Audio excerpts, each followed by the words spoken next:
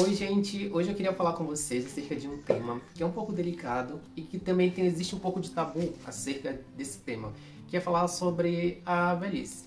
Sim, falar sobre os nossos idosos, nossos queridos seres humaninhos que chegaram nessa fase da vida e estão, por muitas das vezes, né, algumas situações de desamparo, outras não. Por que eu estou querendo resgatar esse assunto? Vocês estão acompanhando que está passando novamente aquela novela Mulheres Apaixonadas, né?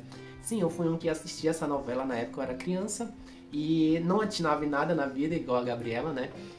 Então, eu assistia, via, achava legal, gostava. Eu, na verdade, estava muito mais interessado naqueles outros temas abordados na novela, que era sobre mulheres que amam demais, também falava sobre a questão do homoafetismo ali, da personagem da Aline Moraes, que eu não vou saber o nome agora. Tinha a questão ali da juvenil, né, daquela escola ali, e também sobre violência contra as mulheres. Eu acho que essa novela é do Manuel Carlos, não sei de quem que é a novela, tá? Não sei se é do Manuel Carlos ou se é da Glória Pérez. Eu sei que ela traz muitos temas relevantes numa novela só. Eu lembro que isso, pra época, na ocasião, era algo, pelo menos, novo na minha cabeça de criança, né? Porque eu era criança e entrando em contato com temas tão importantes, tão relevantes naquela época e que ainda são até hoje, para você ter uma ideia.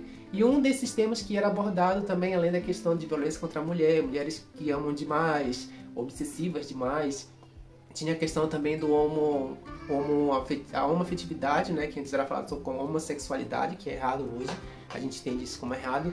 Então tinha a questão juvenil também, tinha a questão sobre os idosos, né, a famosa Doris, né. Gente, pra vocês terem uma ideia, eu odiava aquela personagem. Eu odiava com todas as minhas forças do meu corpo e da minha alma. Porque eu achava assim que era uma judiação que ela fazia com aqueles idosos, aqueles velhinhos, né. E a própria palavra judiação vem de judeu, então isso também é errado, tá? Eu aprendi agora.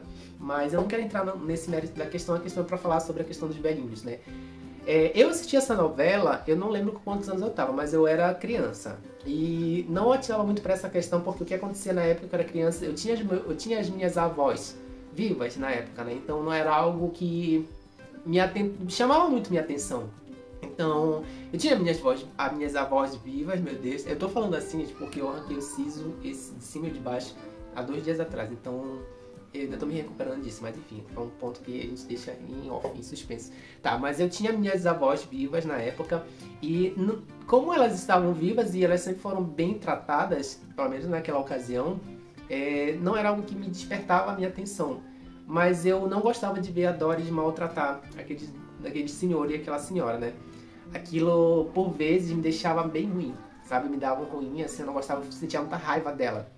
Quem não odiou a Doris naquela época, né? Eu acredito que você também deve ter sido uma dessas pessoas. Engraçado que eu vi agora recente, ela dando uma entrevista, né? Eu acho que os senhores, aqueles atores, eles não estão mais vivos, infelizmente. Mas só a personagem, né? A atriz, no caso, desculpa. Ela veio falar numa entrevista, numa reportagem que sim, foi difícil para ela fazer essa personagem, né? Porque ela gosta de senhores e senhoras, ela tinha voz também e que ela foi bem difícil para ela enquanto atriz, mas foi um desafio que ela teve que superar. E que ela foi muito odiada, foi xingada na rua, quase apanhou, enfim. Mas o que eu tô querendo falar com isso, gente? Porque assim, hoje eu tenho 35 anos. Eu não sei, eu acho que essa é a terceira ou a quarta vez que reprisa essa novela, né? Então, mas agora especificamente, que a minha mãe acompanha e nos dias que eu tô em home office eu escuto ela falar sobre essa novela. Então essa semana, agora especificamente, foi uma semana que da quarta-feira, que é o dia do meu home, uma grande parte do episódio foi sobre os velhinhos, eles indo embora da casa do filho, né, no caso, né? É um casal de idosos que moravam na casa do filho, que é o pai da Doris. Então eles estavam indo embora, eles foram embora sem eles saber, sem se despedir. Foi muito triste, gente. Muito triste. E assim, por que eu tô querendo falar e trazer esse assunto pra vocês? Porque hoje em dia, no atual presente dia do momento que eu tô gravando esse vídeo, eu não tenho mais as minhas avós.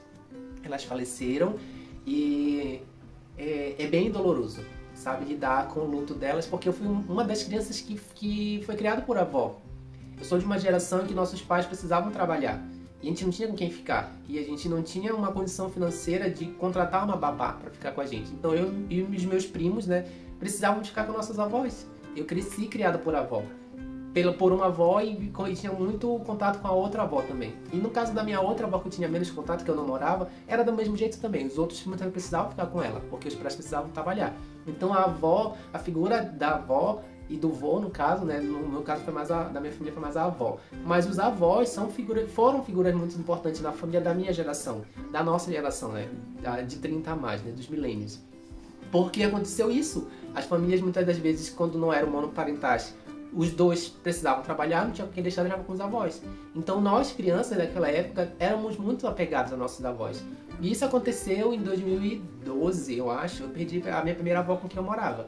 Foi a minha primeira perda grande, significativa e foi muito difícil.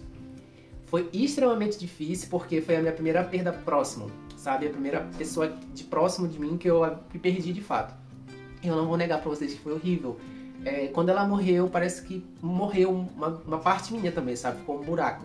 E dentro de casa também, porque a gente morava toda na mesma casa, ficou um buraco muito grande, sabe? E eu entrei em depressão, na época eu estava na faculdade, precisei ir para acompanhamento psicoterápico, porque não estava sabendo lidar com aquela situação direito. A minha voz está um pouco embargada, né? Porque a gente vai falando, a gente vai lembrando, né? De muitas coisas. Mas é importante a gente falar desses assuntos, sabe? Entrei em depressão e logo... não deu nem tempo de eu curar o luto. Uma madrinha minha, com a qual também teve uma importância muito grande na minha vida, foi uma figura materna para mim, apesar de eu ter a minha mãe viva hoje comigo, que mora comigo também e que está ficando velha, mas enfim, acho que isso é tema pro próximo vídeo. Essa minha madrinha faleceu 6 meses depois da minha avó, então, ou seja, eu nem estava preparado ainda para lidar por uma outra nova perda também tão significante, então foi ladeira abaixo, né? Foi daí para baixo. Vocês podem imaginar. Então, eu fiquei muito depressivo, pensei em muitas coisas assim, sobre a vida. A vida parece que realmente, assim, quando a gente perde alguém, a vida fica mais cinza, sabe? Fica mais preto e branco.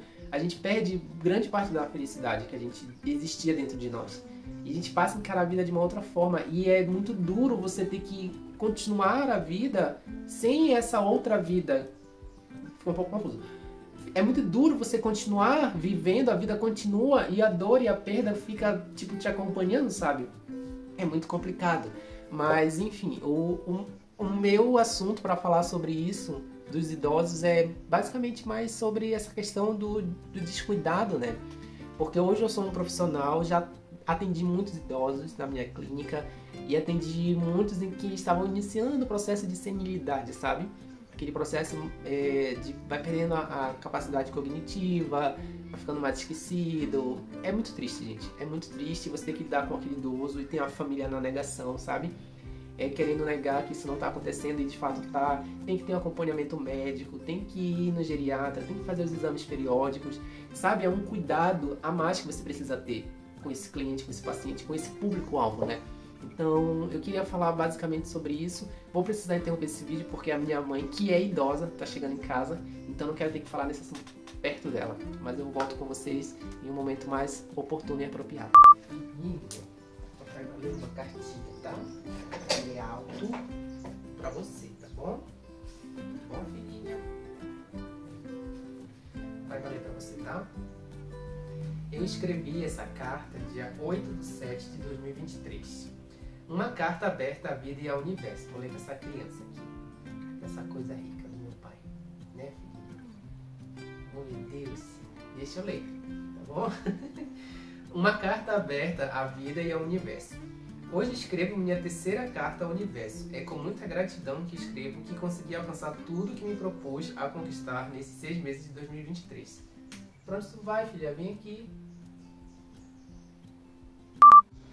Gente, e eu que fui abrir a porta pra essa criança, né? E fui tirar minha toalha. Olha o que eu vi bem aqui.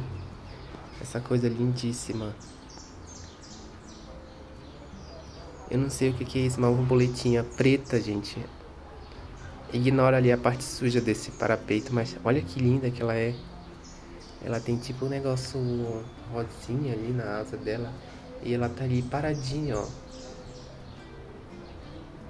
Eu juro pra vocês que eu tomei um susto quando vi.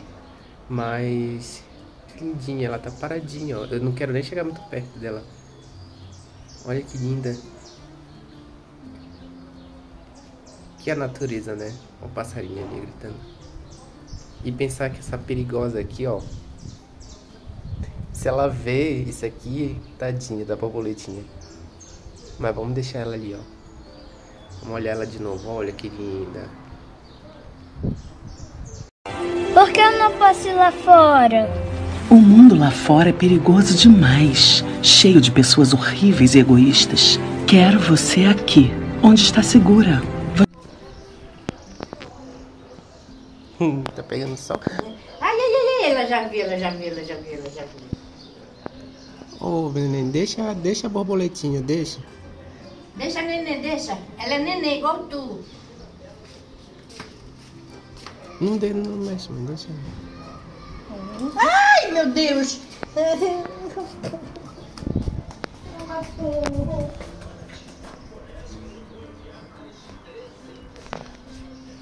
Sabia que se ela pegasse, ela ia matar. Tá feliz por ter matado a borboletinha linda? Tá feliz agora, sua meliante homicida? Tadinha, olha, ó. Ainda brinca com o cadáver ainda. Coitadinha da borboletinha. Não deu nem tempo de salvar a bichinha. Olha só, a maldade felina. Machucou toda a bichinha, deixou ela aí semi-morta, ó. Só pra brincar com ela. Ó. Coitadinha. Ai, gente, que dor no coração. Pensar que a natureza humana não, natureza animal, né? Ó, um pedaço da asa dela bem ali, ó, perto dela. Ali, ó, um pedacinho da asa que era linda. Oh, meu Deus. Que triste. Ai, meu Deus, ainda tá com essa borboleta aí.